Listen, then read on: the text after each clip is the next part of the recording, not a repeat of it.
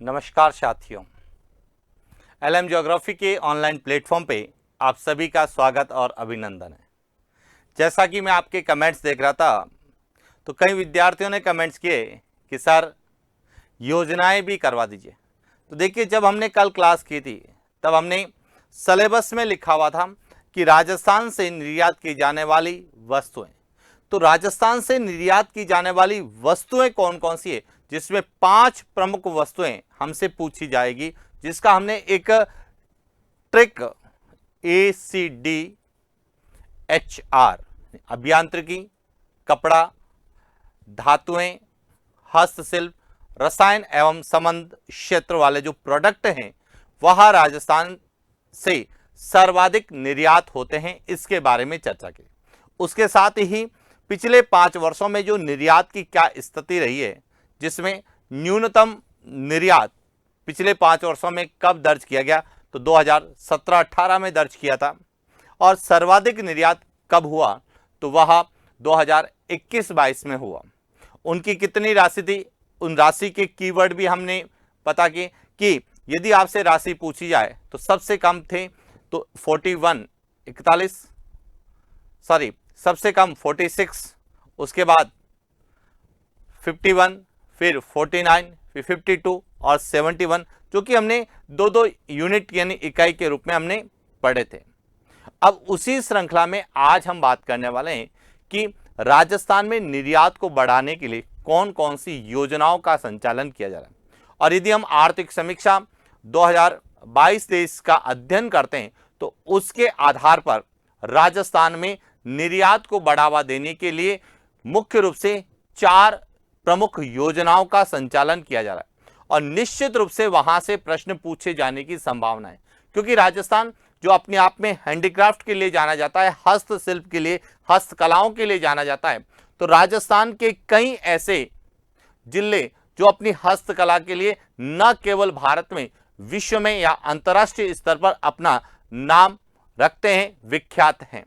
तो ऐसे राज्यों जिलों की हस्तकलाएं जो पूरे विश्व में प्रसिद्ध है, तो हस्तकला भी हमारे सिलेबस में है, और उसके साथ साथ हस्तकलाओं का संबंध निर्यात से भी है, क्योंकि हस्तकला निर्यात में चौथे आधार स्तंभ के रूप में है।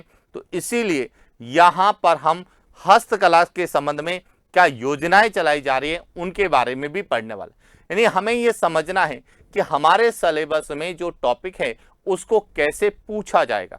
तो देखिए, सबसे पहले आज हम बात करने वाले हैं कि राजस्थान से निर्यात को प्रोत्साहित करने वाली प्रमुख योजनाएं या राजस्थान के निर्यात को प्रोत्साहन देने वाली योजनाएं कौन सी है।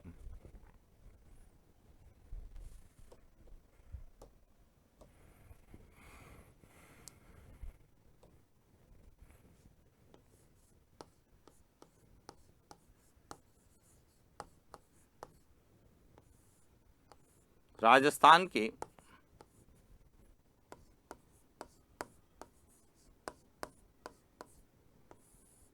निर्यात को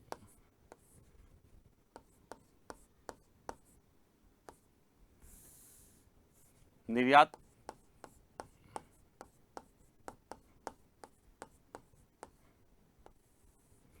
प्रोत्साहन की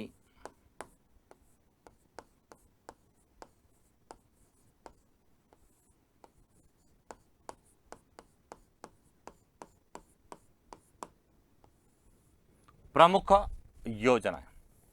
अब हमने जब कल क्लास अंतिम चरण में थी तो हमने उन 4 योजनाओं के नाम लिखे थे कि राजस्थान में निर्यात को प्रोत्साहन को, निर्यात को बढ़ावा देने के लिए 4 योजनाओं का संचालन राज्य सरकार के द्वारा किया जा रहा है, जिसमें सबसे पहली जो योजना है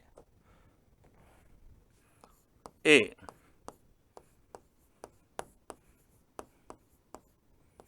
मिशन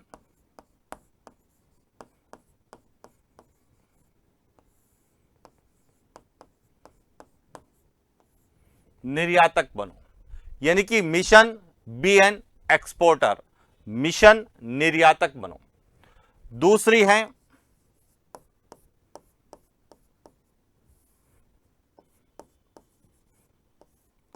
एक जिला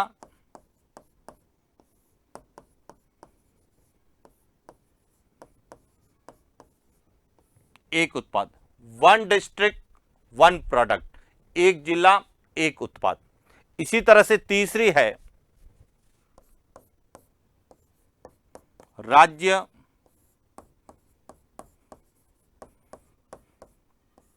निर्यात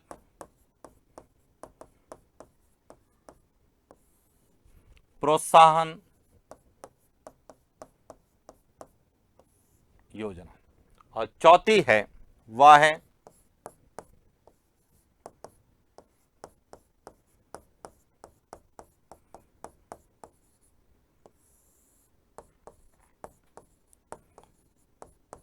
विदेशी मेलों में भाग लेने पर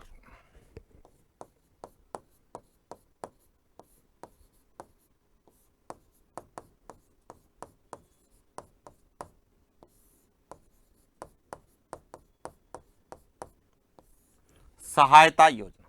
तो ये ध्यान रखना कि राजस्थान में निर्यात प्रोत्साहन के लिए आर्थिक समीक्षा 2022-23 के अनुसार इन 4 प्रमुख योजनाओं का संचालन किया जा रहा है।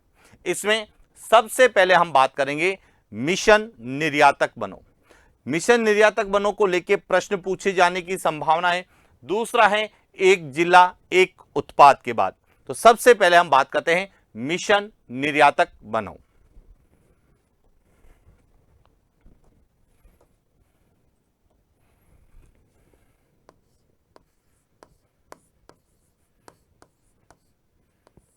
मिशन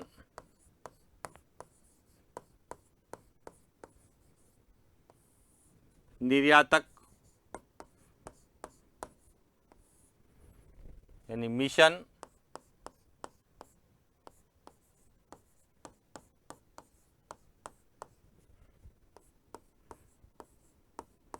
BN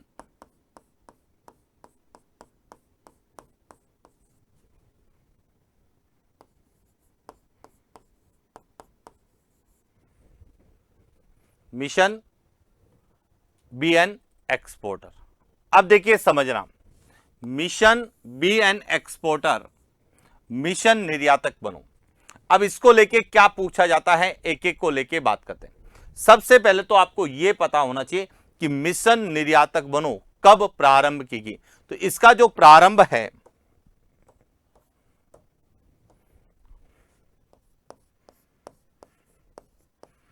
प्रारंभ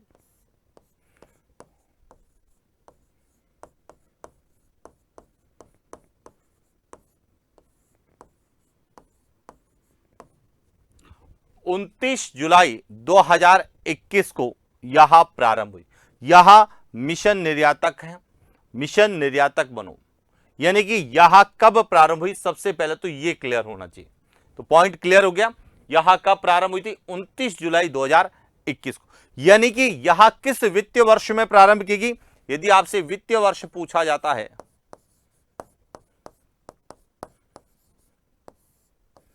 वित्तीय वर्ष 2021-22 में यह प्रारंभ की गई थी। क्लियर हो गया। अब दूसरा पॉइंट जो सबसे इंपॉर्टेंट है कि यह जो मिशन निर्यातक बनो, इसका उद्देश्य क्या था। इसका उद्देश्य था राजस्थान के निर्यात क्षेत्र को प्रोत्साहित करना। देखिए, मिशन निर्यातक बनो राजस्थान में निर्यात प्रोत्साहन हेतु तो राज्य सरकार की अनूठी पहल है, यानी कि इसका उद्देश्य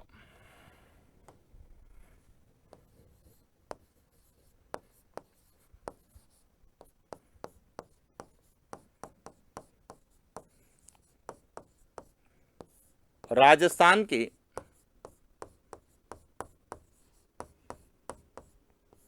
निर्यात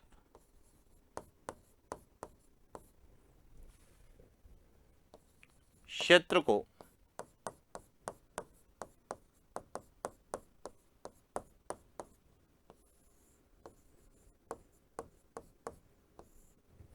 प्रोत्साहित करना। पॉइंट क्लियर हो गया। दूसरा, सबसे पहला कि यह प्रारंभ कब हुई, दूसरा इसका क्या उद्देश्य था, तीसरा सबसे इंपॉर्टेंट है कि इस योजना का संचालन कौन कर रहा है। तो देखिए इसका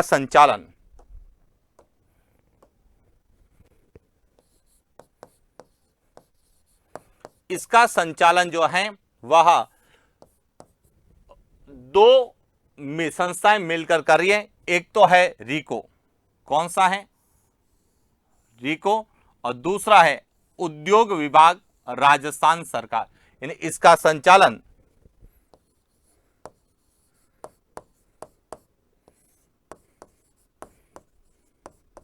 उद्योग विभाग और दूसरा है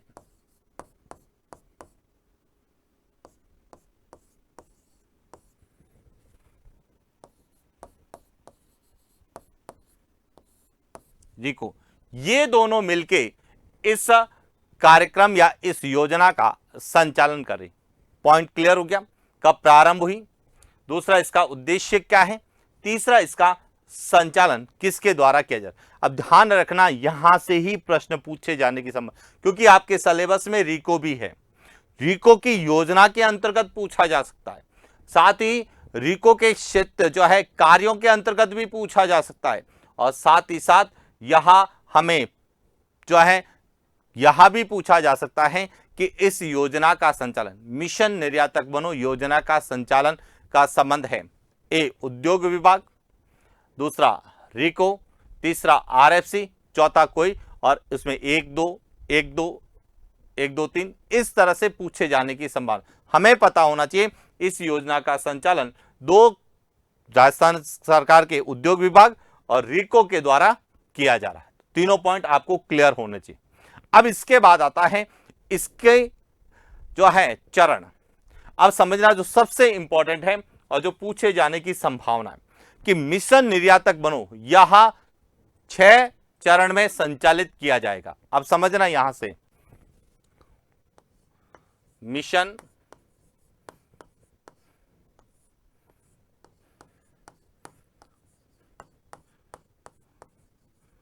निर्यातक बनो,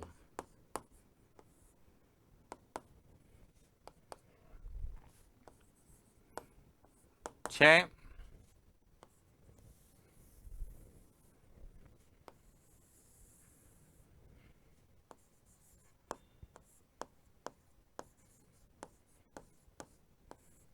चरण में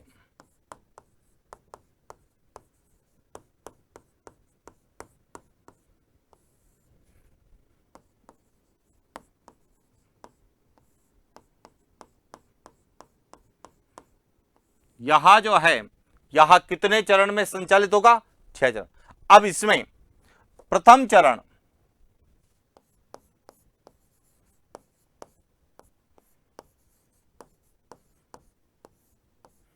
अब इसके प्रथम चरण का जो है शुरुआत कब हुई थी, तो प्रथम चरण की शुरुआत हुई थी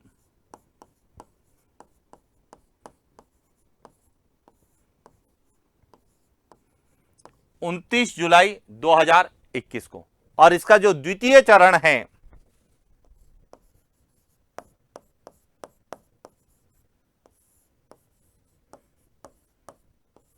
द्वितीय चरण यह शुरुआत 5 दिसंबर 2022 को।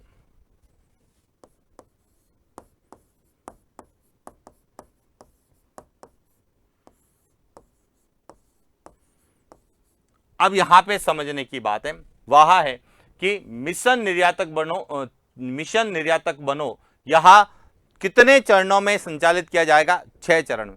अभी वर्तमान में कितने चरण चल रहे हैं, दूसरे चरण चल रहा है। पहला चरण जो 29 जुलाई 2021 को शुरू हुआ था, और दूसरा चरण जो कि 5 दिसंबर 2022 को। तो अभी कौन सा चरण चल रहा है, दूसरा। अब इंपॉर्टेंट चीज ध्यान रखना, इस दूसरे चरण की जो नोडल एजेंसी है, इस दूसरे चरण की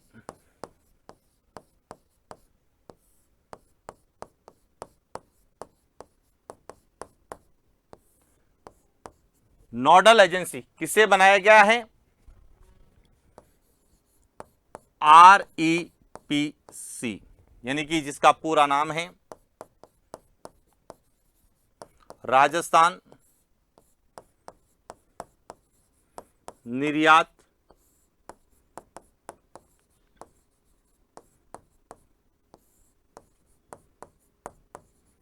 संवर्धन परिषद। अब यहां से क्या प्रश्न बनते हैं अब समझना।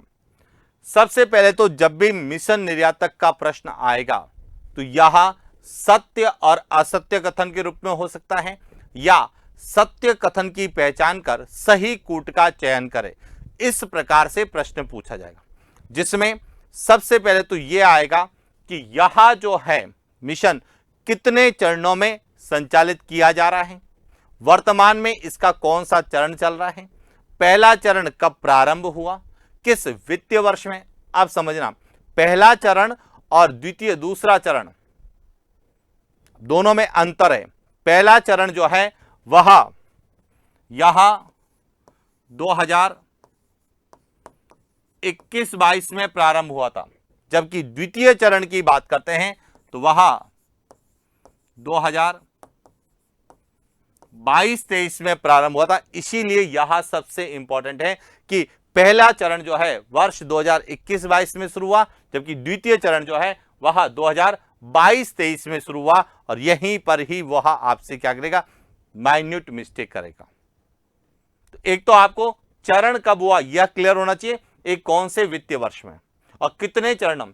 इसके बाद इसके द्वितीय चरण की जो है नोडल एजेंसी कौन सी है, क्योंकि देखिए हम कह रहे हैं कि इस योजना का या मिशन निर्यातक बनो इसका संचालन उद्योग विभाग और रीको करता है, लेकिन द्वितीय चरण की जो नोडल एजेंसी किसे बनाया गया है, राजस्थान निर्यात संवर्धन परिषद को बनाया गया है। इसीलिए यहां से प्रश्न पूछे जाने की संभावना है कि मिशन निर्यातक बनो द्वितीय चरण की नोडल एजेंसी है, ए उद्योग विभाग, बी रीको, तीसरा राजस्थान निर्यात संवर्धन परिषद।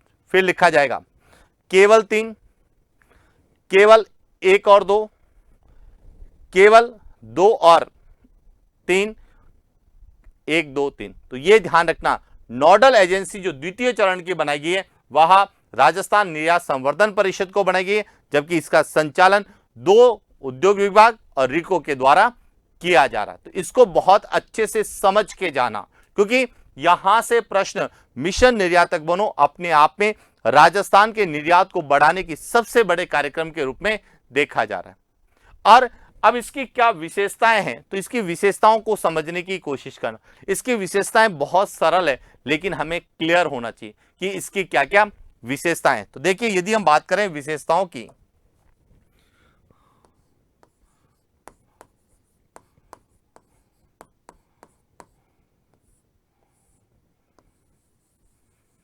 विशेषता, अब इसकी क्या क्या विशेषताएं। सबसे पहली विशेषता है कि कोई भी उत्पाद निर्माता या व्यापारी है को निर्यात के लिए क्या करना, प्रोत्साहित करना और विदेशी व्यापार तक पहुंच करवाना। यानी कि पहला इसकी विशेषता है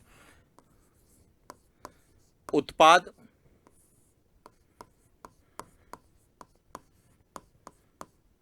निर्माता या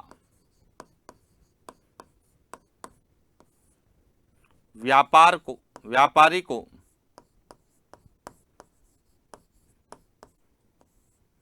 निर्यात हेतु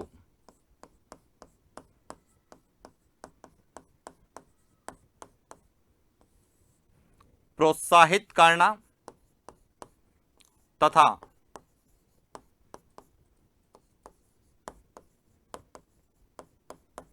विदेशी व्यापार तक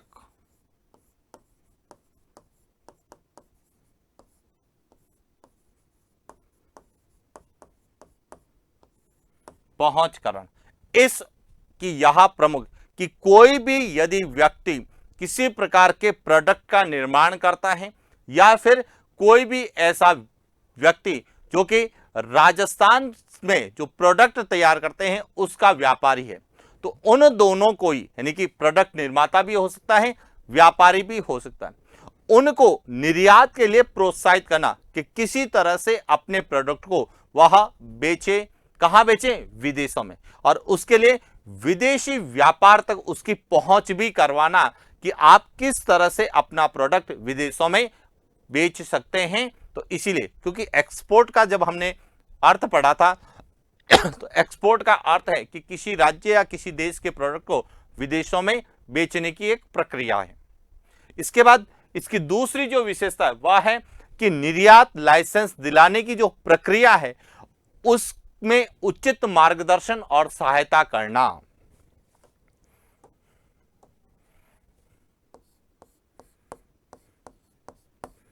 निर्यात लाइसेंस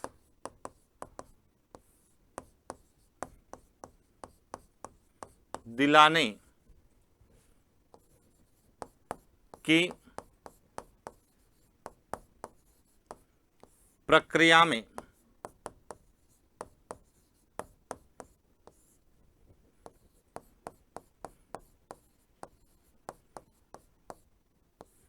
मार्गदर्शन एवं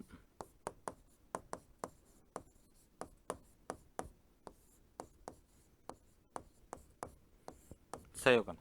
क्योंकि कोई भी यदि आप प्रोडक्ट यदि बेचते हैं तो उसके लिए जो प्रक्रिया है, जो लाइसेंस प्रणाली है, उस लाइसेंस प्रणाली के तहत उसे लाइसेंस दिलाना या लाइसेंस दिलाने के लिए उचित मार्गदर्शन करना या उसके लिए सहयोग करना, यह भी इस मिशन निर्यातक बनों का क्या है, एक विशेषता है। और इसके साथ जो है निर्यात हेतु पंजीकरण एवं सदस्यता शुल्क में छूट प्रदान करना।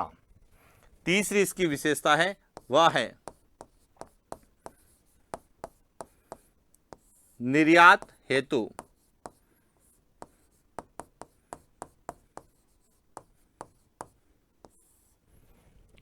पंजीकरण एवं सदस्यता शुल्क में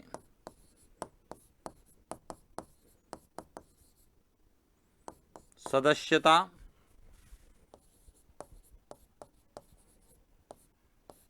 शुल्क में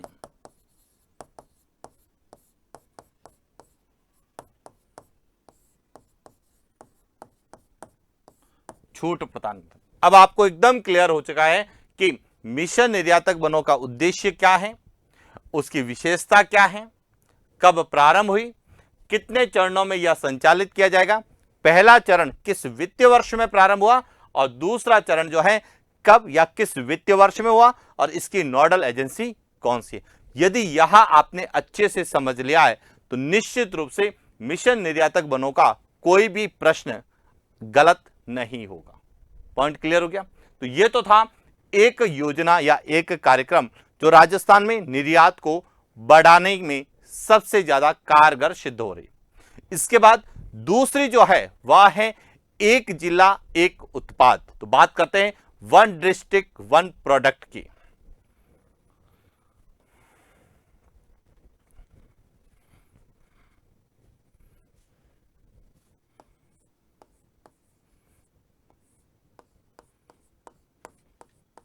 एक जिला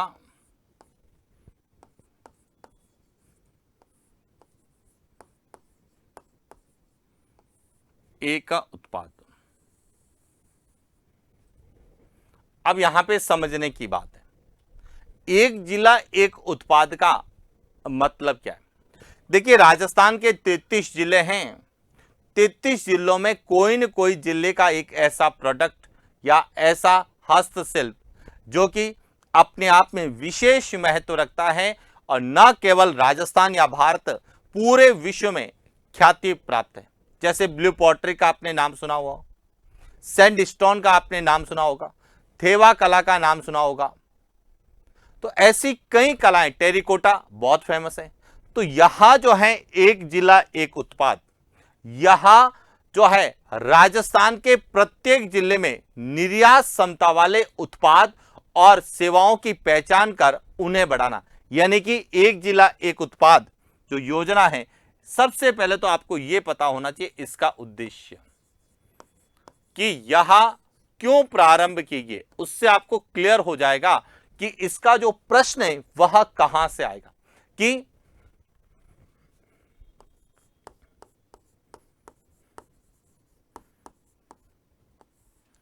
राजस्थान के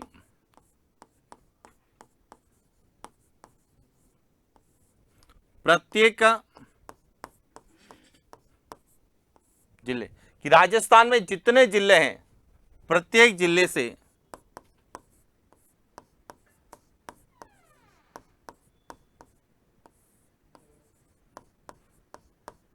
निर्यात क्षमता वाले उत्पाद, यानी कि ऐसे उत्पाद जो कि विदेशों में जिनकी मांग है या जिनको अंतर्राष्ट्रीय बाजार में बेचा जा सकता है, ऐसे प्रोडक्ट और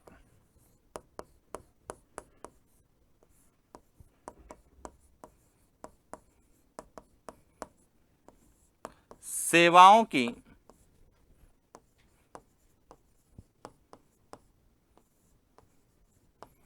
ऐसे प्रोडक्ट और सेवाओं की क्या करना, पहचान करना, कर उन्हें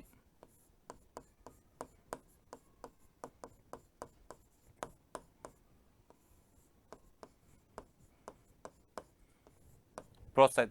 अब ध्यान रखना, मिशन निर्यातक भी कहता है कि राजस्थान के निर्यात को प्रोत्साहन देना, लेकिन एक जिला एक उत्पाद भी कहता है कि राजस्थान के निर्यात को प्रोत्साहन दे, लेकिन दोनों में अंतर है।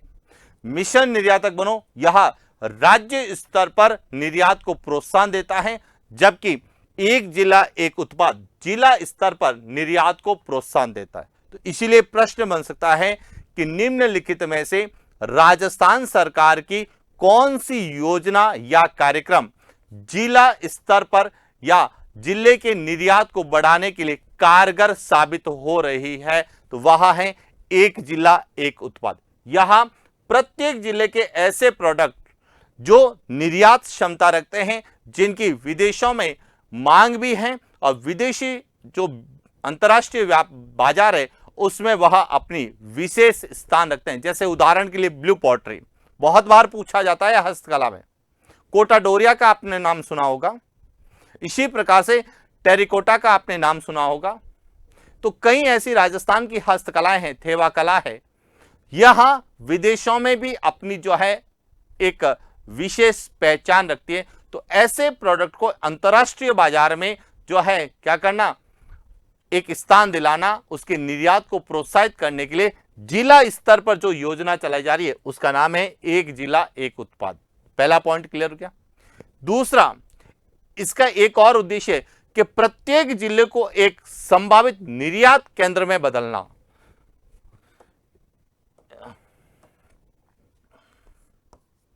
प्रत्येक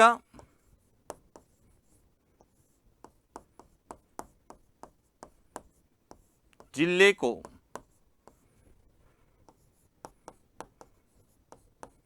संभावित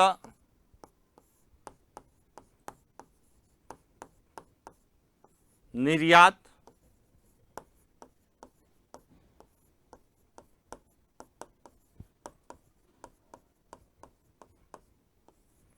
यानी कि प्रत्येक जिले को एक निर्यात केंद्र में बदलना, या यह कह सकते हैं प्रत्येक जिले में एक संभावित निर्यात केंद्र स्थापित करना। यानी कि प्रत्येक जिला एक जो है एक्सपोर्ट सेंटर के रूप में डेवलप हो, इसी उद्देश्य को लेके यह योजना प्रारंभ की। यानी कि दूसरा प्रश्न बन सकता है कि राजस्थान सरकार का कौन सा कार्यक्रम जिला निर्यात केंद्र को प्रोत्साहित करता है, तो वह है एक जिला एक उत्पाद। यहां संभावित निर्यात केंद्र के रूप में प्रत्येक जिले को डेवलप करने की बात करता है।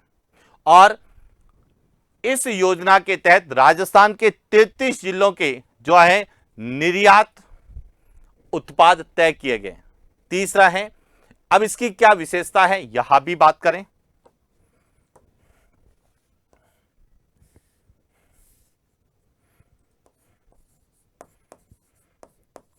इसकी जो विशेषता है वह है, सबसे पहली विशेषता है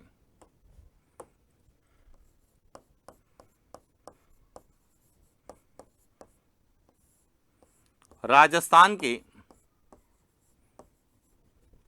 33 जिलों के निर्यात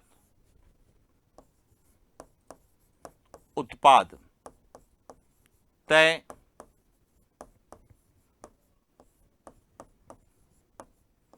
किए गए।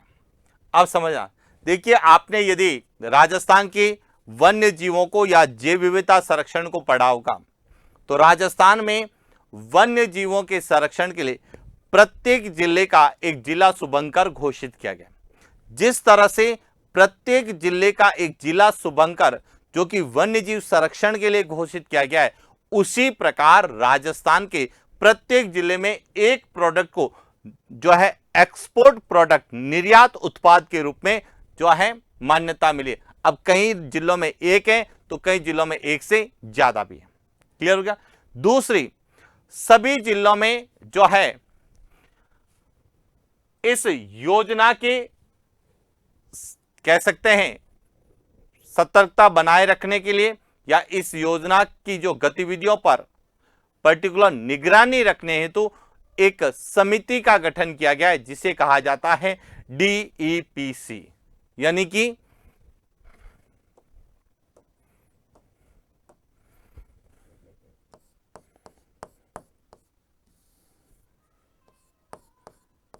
एक जिला एक उत्पाद।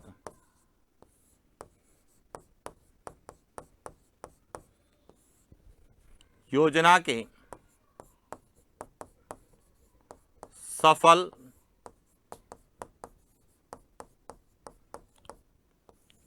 संचालन हेतु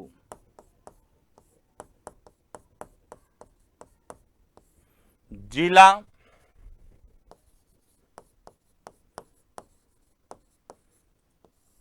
कलेक्टर की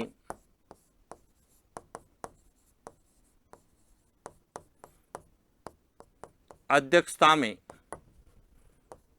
DEPC का गठन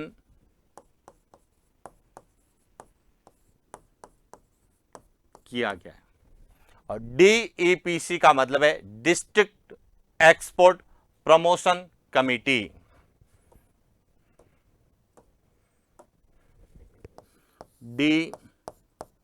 DEPC जिला स्तरीय निर्यात संवर्धन समिति। यहां जो है तो आपसे पूछा जा सकता है कि जिला स्तरीय निर्यात संवर्धन समिति का अध्यक्ष कौन होता है, तो इसका अध्यक्ष कौन होता है, जिला कलेक्टर होता है, जो कि इस योजना के सफल संचालन के लिए उत्तरदायी होता है। और इसमें राजस्थान के 33 जिलों के निर्यात उत्पाद तय किए गए हैं। प्रत्येक जिले का अपना एक जो है प्रोडक्ट है जिसको एक्सपोर्ट के रूप में मान्यता दी गई है। अब यहां से हमारा प्रश्न इस क्षेत्र से पूछे जाने की संभावना कम है, क्योंकि सामान्यतः यहां अपने आप में एक हस्तकला से भी जुड़ा हुआ है। तो अब यहां ध्यान रखना, यहां जितने भी प्रश्न एक जिला एक उत्पाद योजना को लेके पूछे जाएंगे, उसमें सुमेलित करो या कौन सा युग्म असुमेलित है, इस आधार पे पूछा जाएगा। तो इसीलिए हमें राजस्थान के 33 जिलों के बारे में जानकारी होनी चाहिए और उनके जो है प्रमुख प्रोडक्ट, जिसे निर्यात उत्पाद के रूप में, एक्सपोर्ट प्रोडक्ट के रूप में जो मान्यता दी गई है, तय किया गया है, वहां हमें पता होना चाहिए। हालांकि हम राजस्थान के 33 जिलों के बारे में बात करेंगे, लेकिन परीक्षा में हमें 33 जिलों के बारे में नहीं पूछा जाएगा, उसमें से किसी एक या दो के बारे में पूछा जाएगा। अब ध्यान रखना, अधिकतम 4 पूछे जा सकते हैं कि कौन सा सुमेलित है या नहीं है। तो अब यहां ध्यान रखना, इसको याद करने का बहुत सिंपल तरीका मैं आपको बता रहा हूं, जो कि उसी तरीके से आपको याद करना है, उसी तरीके से आपको समझना है। अब इसको याद करने से पहले हम एक बार जितने भी राजस्थान के एक जिला और एक प्रोडक्ट जो निर्यात के रूप में तय किए गए हैं, उनके पहले हम सूची को देख लेते हैं और उसके बाद हम कैसे इसको याद करना है, कैसे हम शॉर्ट विद इन 1 मिनट में इस टॉपिक को हम कैसे याद कर सकते हैं, इस योजना को कैसे समझ सकते हैं, उस पर बात करेंगे। अब समझना यहां से सबसे पहले हम बात करते हैं कि 33 जिलों को हम संभागीय स्तर पर बात करते हैं, क्योंकि यदि हम वर्तमान की स्थिति देखें तो राजस्थान में जो है 7 संभाग है। हालांकि राजस्थान सरकार के द्वारा हाल ही में नए संभाग और जिलों की घोषणा की गई है, लेकिन वर्तमान में आर्थिक समीक्षा 2022-23 के अनुसार हम बात करेंगे तो केवल उन 7 संभागों की बात करेंगे जो वर्तमान में अस्तित्व में हैं। नई घोषणा वाले संभाग इसमें शामिल नहीं होंगे। क्लियर। अब देखिए सबसे पहले बात करते हैं जोधपुर संभाग। अब जोधपुर संभाग में कुल 6 जिले हैं। कितने? 6।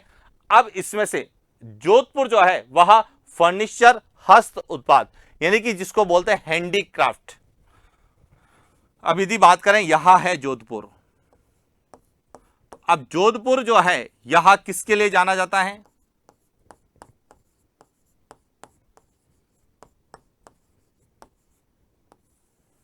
हैंडीक्राफ्ट के लिए। अब समझना हैंडीक्राफ्ट के लिए, और आपने देखा होगा कि राजस्थान में जोधपुर का जो बोरानाडा क्षेत्र है वह एक विशेष आर्थिक सेज के रूप में विकसित किया गया था, जो कि वर्तमान में एक निर्यात संवर्धन सेंटर के रूप में EPIP के रूप में जाना जा रहा है। क्लियर हो गया? तो इसीलिए ध्यान रखना हमारा प्रश्न यहीं से बनने वाला है कि जोधपुर जो है यहां राजस्थान का एक तरह से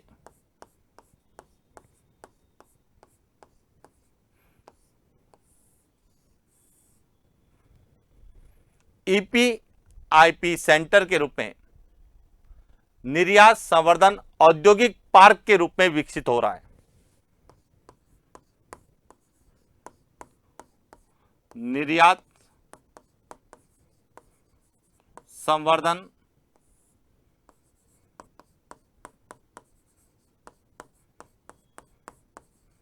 औद्योगिक पार्क के रूप में विकसित किया जा रहा है। और यह किसके द्वारा किया जा रहा है?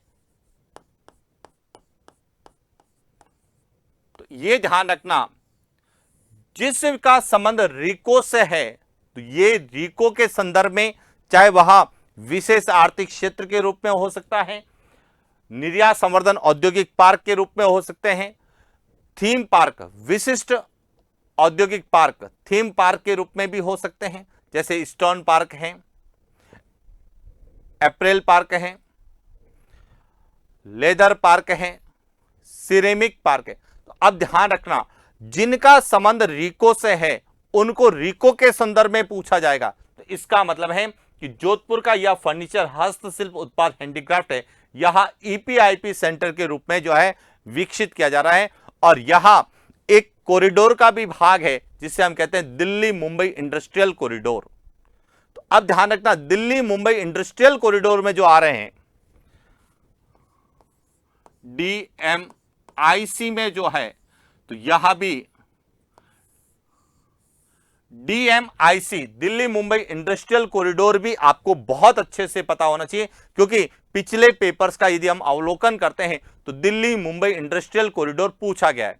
दिल्ली मुंबई इंडस्ट्रियल कॉरिडोर यहां भारत का एक प्रमुख जो है गलियारा भी है, औद्योगिक गलियारे के रूप में हम इसको जानते हैं, और जो कि दिल्ली से लगाकर मुंबई तक फैला हुआ है, जिसका सबसे ज्यादा जो भाग है हमारे राजस्थान में। और इसीलिए दिल्ली मुंबई इंडस्ट्रियल कॉरिडोर को हम पूरा अच्छे से एक क्लास में लेके आएंगे, ताकि दिल्ली मुंबई इंडस्ट्रियल का कोई भी प्रश्न यदि आता है तो हमारा गलत नहीं हो। इसीलिए यहां जो है जोधपुर का फर्नीचर हैंडीक्राफ्ट यहां रिको के संदर्भ में भी पूछा जा सकता है और दिल्ली मुंबई इंडस्ट्रियल कॉरिडोर के संदर्भ में भी। इसका मतलब इसका प्रश्न एक जिला एक उत्पाद से आने की संभावना बहुत कम है। क्लियर। इसके बाद आता है दूसरा है जैसलमेर। अब यदि हम बात करें जैसलमेर की, तो यहां जो जैसलमेर है यहां येलो मार्बल जिसे हम कहते हैं पीला संगमरमर,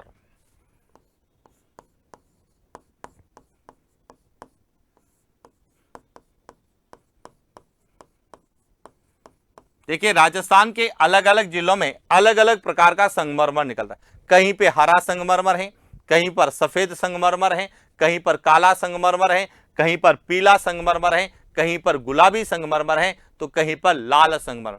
और संगमरमर अपने आप में राजस्थान का एक प्रमुख अधात्विक खनिज भी है, और इसीलिए यह जो पीला संगमरमर जो जैसलमेर का है, यह भी एक जिला एक उत्पाद में नहीं पूछा जाएगा, क्योंकि इसका भी प्रश्न आता है तो खनिजों के संदर्भ में संगमरमर को मैच करने में पूछा जाएगा।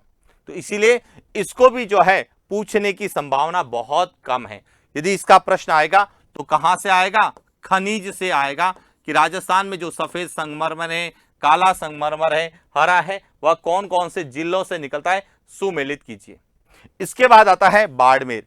यहां है ईसबगोल, यानी कि यदि हम बाड़मेर की बात करें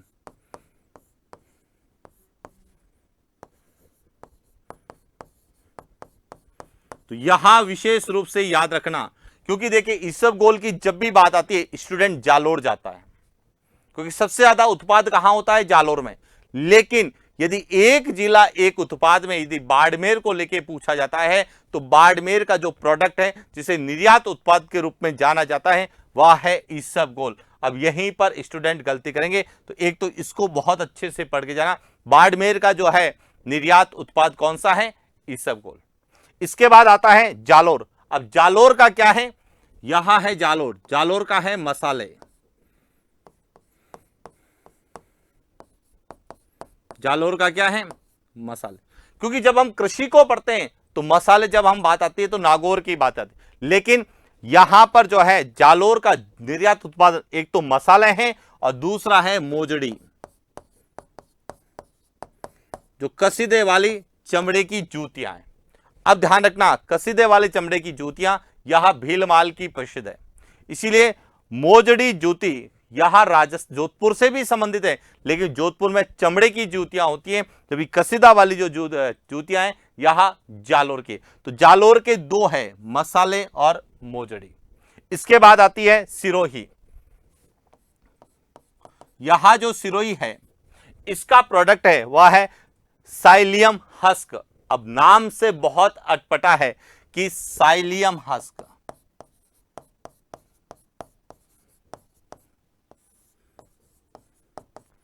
साइलियम हस्क। अब इसको आप बहुत अच्छे से याद करना कि सिरोही का निर्यात उत्पाद क्या है? Psyllium husk. आपको डायरेक्ट भी पूछा जा सकता है कि साइलियम हस्क निम्न में से किस जिले का एक निर्यात उत्पाद के रूप में माना जाता है? तो वह है सिरोही। और इसके बाद आती है पाली। यदि हम पाली की बात करते हैं तो पाली की सोजत है, और सोजत किसके लिए जाना जाता है? मेहंदी। अब इसमें हमें कौन से याद करने? हमें तीन पर फोकस करना है। एक तो बाड़मेर का ईसबगोल है, जालोर का मसाले और मोजड़ी है, और सिरोही का साइलियन हस्क है। क्योंकि मेहंदी सबको पता है सोजत की मेहंदी है और मेहंदी मंडी भी है, तो इसीलिए मेहंदी पाली का है, हैंडीक्राफ्ट जोधपुर का है, और पीला संगमरमर येलो मार्बल जो है वह कहां का है? जैसलमेर। अब इन्होंने लिखा येलो मार्बल स्लैब और टाइल्स, आपसे टाइल्स भी कि स्लैब और टाइल्स जो येलो मार्बल की होगी वह जैसलमेर। अब जोधपुर संभाग में 6 जिलों में हमें कितने याद करने? 3, ईसबगोल, मसाले और साइलियम हस्क, 3 जिलों का याद करना है। अब यहां भी ध्यान रखना, क्योंकि अभी हाल ही में जो राजस्थान में एक उष्ण कटिबंधीय चक्रवात का प्रभाव रहा, विपर्य जो है, उसमें यही जिले सबसे ज्यादा प्रभावित रहे हैं, यही जिले सबसे ज्यादा प्रभावित रहे हैं। तो करंट के आधार पे भी प्रश्न पूछे जाने की संभावना है इन जिलों के आधार पे। क्लियर हो गया? चले आगे। इसके बाद आता है दूसरा, एक और संभाग लेते हैं, वह है बीकानेर संभाग। बीकानेर संभाग में 4 जिले हैं, जिसमें सबसे पहला है बीकानेर, जिसमें सिरेमिक है। यदि बीकानेर की बात करते हैं तो बीकानेर का जो है उत्पाद है वह है सिरेमिक।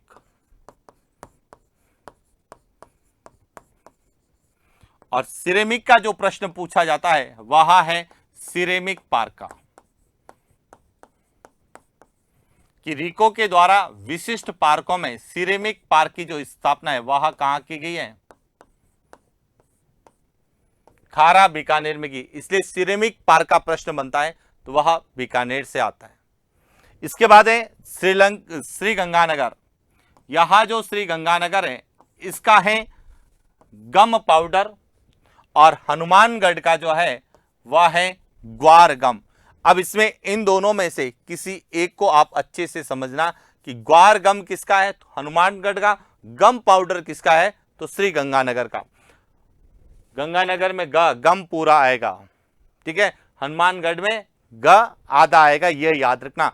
गम गंगानगर से और ग्वार हनुमानगढ़ से। और चूरू का बात करें तो चूरू का जो है वह है वुड प्रोडक्ट्स, यानी कि लकड़ी की वस्तुएं।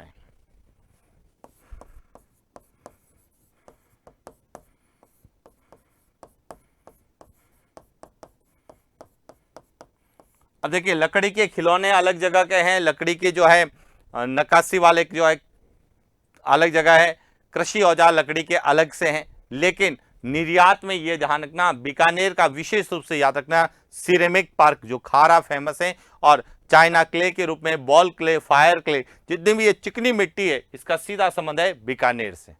इसके बाद है अगला संभाग अजमेर संभाग। अब अजमेर संभाग में एक तो अजमेर है, तो अजमेर का जो प्रोडक्ट है वह है ग्रेनाइट। नागौर का सब जानते हैं मकराना मार्बल या सफेद संगमरमर जिसको बोलते हैं, मकराना यहां कहां का है, नागौर का है। इसके बाद है भीलवाड़ा, सब जानते हैं भीलवाड़ा का कि टेक्सटाइल के रूप में, तो यहां भीलवाड़ा जो है वह रेडीमेड गारमेंट, और वो भी कौन सा, डेनिम। डेनिम जो रेडीमेड गारमेंट आता है वह भीलवाड़ा का है। अब इसमें चौथा जो है वह है टोंक। टोंक का है सैंड स्टोन। कौन सा है, सैंड स्टोन। टोंक का विशेष रूप से याद रख के जाना कि टोंक का जो निर्यात प्रोडक्ट है वह है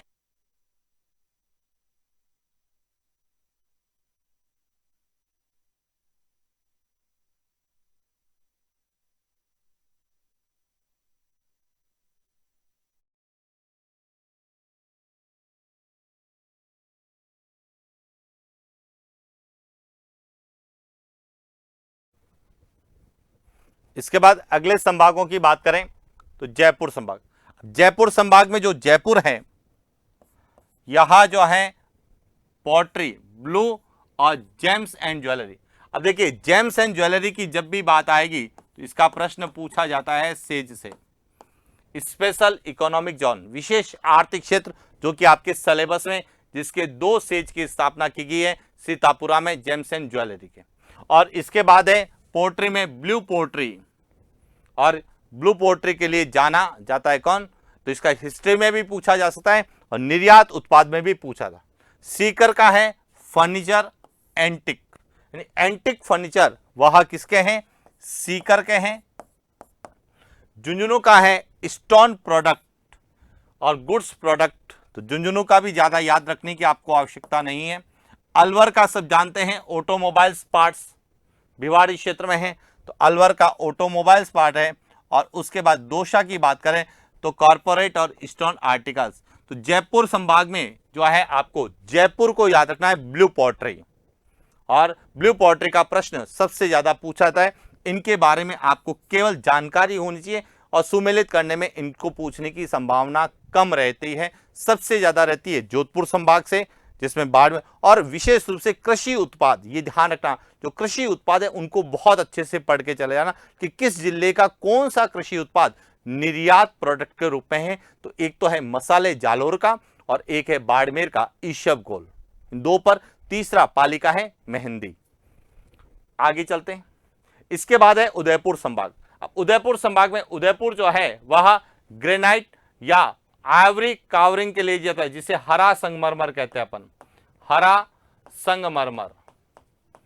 हरा संगमरमर यह उदयपुर का है। डूंगरपुर का है ग्रेनाइट स्लैब। अब देखिए, ग्रेनाइट वैसे तो जालोर के लिए जाना जाता है कि ग्रेनाइट सिटी भी कहते हैं, लेकिन यहां निर्यात उत्पाद में अजमेर का भी ग्रेनाइट है। उसके बाद नागौर का भी आपने देखा होगा मार्बल है, उदयपुर का भी ग्रेनाइट है, डूंगरपुर का भी मार्बल और ग्रेनाइट स्लैब है। तो ये जो कॉमन है इनको पूछने की संभावना बहुत कम होगी। बांसवाड़ा का ये ध्यान रखना सबसे इंपॉर्टेंट है, बांसवाड़े का सिंथेटिक यॉर्न, इस पर बहुत फोकस करना। बांसवाड़ा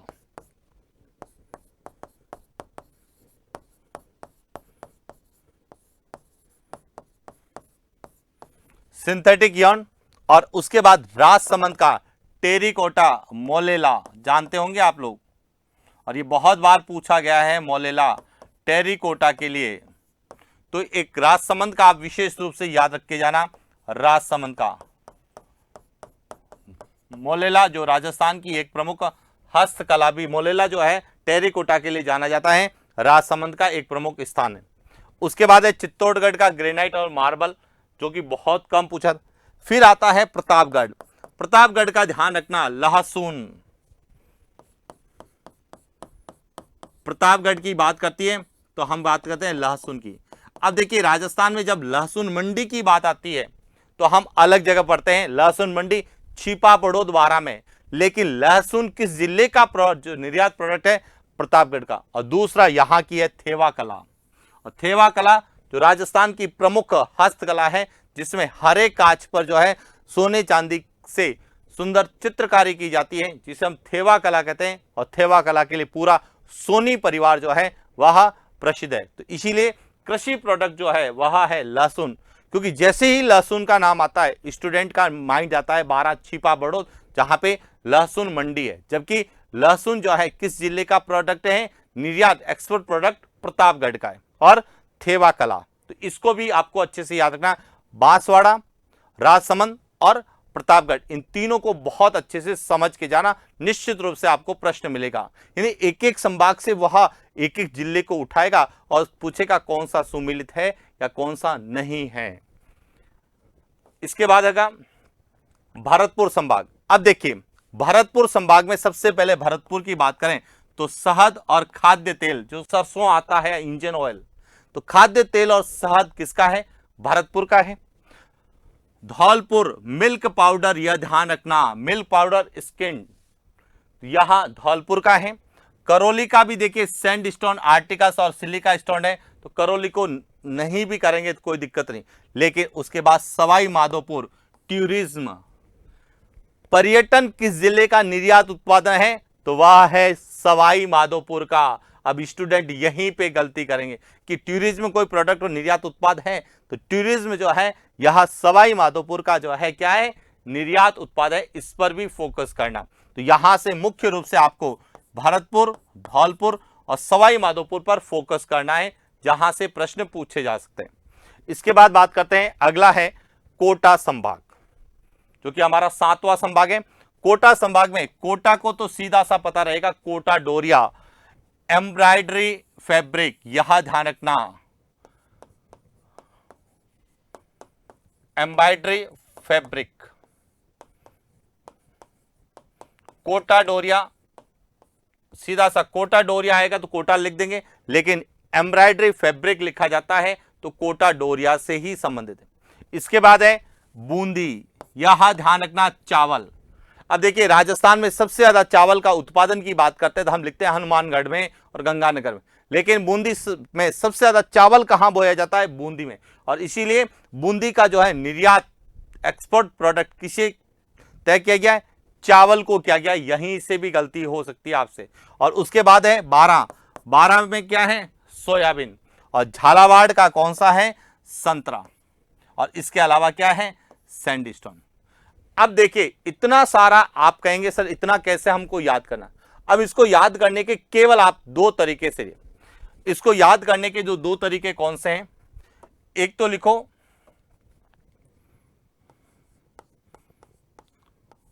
राजस्थान के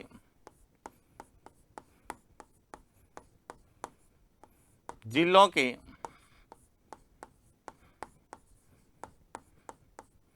निर्यात उत्पाद। अब इसमें इस तरह से आप बनाइए सारणी, एक तो लिखिए कृषि उत्पाद कि किस जिले का कृषि उत्पाद जो है निर्यात उत्पाद के रूप में, उसके बाद है किस जिले की हस्तकला, और उसके बाद लिखिए खनिज, और उसके बाद बता दीजिए अन्य। इस तरह से आप करेंगे तो आपको यह क्लियर होगा कि राजस्थान में कौन कौन से जिले हैं जिनका निर्यात उत्पाद क्या है, कृषि उत्पाद है। जैसे झालावाड़, झालावाड़ का है, बारा का है, बूंदी का है। क्लियर हो गया। इसी तरह से बाड़मेर का है, जालोर का है, गंगानगर का है, हनुमानगढ़ का है, भरतपुर का है। तो इस तरह से पता करेंगे तो आपको यह पता रहेगा कि ये जिले कृषि उत्पाद के लिए जाने जाते हैं। फिर हस्तकला में जाएंगे। अब इसमें देखिए प्रतापगढ़ का नाम इसमें भी आएगा लहसुन के रूप में, और प्रतापगढ़ का नाम इसमें भी आएगा थेवा कला। इसी तरह से जयपुर, तो हस्तकला के रूप में भी पता ही होना चाहिए कृषि उत्पाद का। फिर खनिजों में विशेष रूप से एक तो ग्रेनाइट, एक संगमरमर, सैंडस्टोन, और अन्य में ऑटोमोबाइल, सिंथेटिक कॉर्न।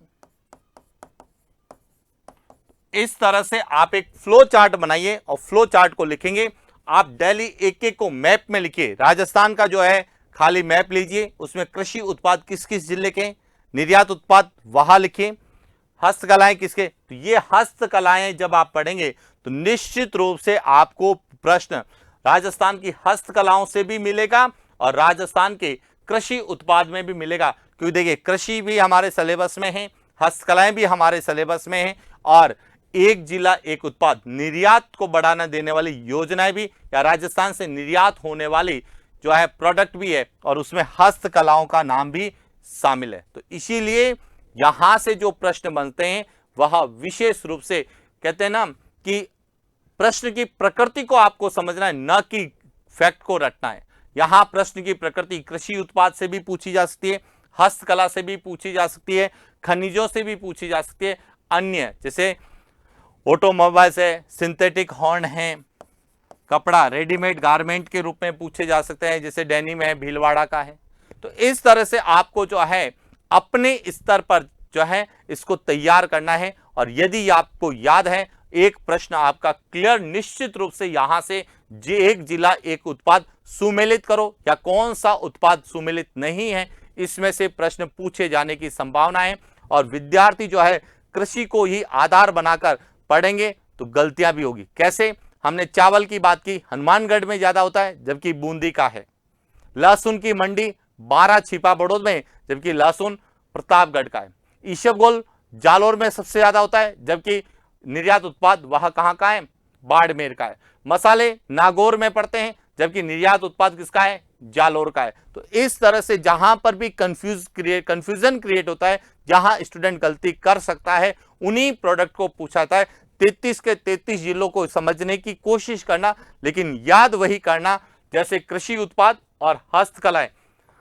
हस्तकलाओं का प्रश्न हस्तकला से ही आएगा, लेकिन निश्चित रूप से वही हस्तकला आपसे पूछी जाएगी जिसका संबंध राजस्थान के निर्यात उत्पाद से। तो यहां से यहां हम एक योजना पढ़ रहे हैं, दो क्वेश्चन बनेंगे, एक निर्यात उत्पाद के रूप में और एक हस्तकलाओं के रूप में। क्लियर हो गया? तो ये था आज का हमारा सेशन, जिसमें राजस्थान से निर्यात होने वाली जो वस्तुएं उनको बढ़ावा देने के लिए कौन सी योजनाएं चलाई जा रही है, जिसमें हमने 2 योजनाओं के बारे में विस्तार से अध्ययन किया, ताकि हमारा कोई प्रश्न गलत नहीं हो, और साथ ही साथ हमें किस तरह से प्रश्न पूछे जाते हैं इस पर हम लोग बात करें। देखिए इनके संबंध में, जो राजस्थान से निर्यात होने वाली वस्तुओं के संबंध में जो प्रश्न है, यहां मैं आपको संडे के टेस्ट में अवेलेबल करवाने वाला हूं, ताकि आप संडे तक जो है इस योजना को अच्छे से समझ लें, पढ़ लें, ताकि आपको पता रहेगा कि प्रश्न कैसे पूछा जा रहा है। तो राजस्थान के निर्यात से संबंधित जितनी भी योजनाएं मैं आपको पढ़ाने वाला हूं, 4 योजनाएं, उन चारों के प्रश्न जो है वह आपको संडे की जो टेस्ट है उसमें आपको अवेलेबल करवाए जाएंगे। क्लियर? और टेस्ट केवल एलएम ज्योग्राफी एप्लीकेशन में जिन्होंने भी असिस्टेंट प्रोफेसर आरएस का कोर्स फर्स्ट ग्रेड या सेकंड ग्रेड का कोर्स परचेज कर रखा है, उन्हीं विद्यार्थियों को अवेलेबल करवाया जाएगा। और सबसे बड़ी बात है कि आप लोगों का सहयोग और साथ ने मुझे इतना मोटिवेट किया कि मैं इस तरह से आप लोगों को पढ़ाऊं, इस तरह से मैं आप लोगों को जो है टॉपिक को कवर करवाऊं, ताकि कोई भी प्रश्न आपका एग्जाम में गलत नहीं हो।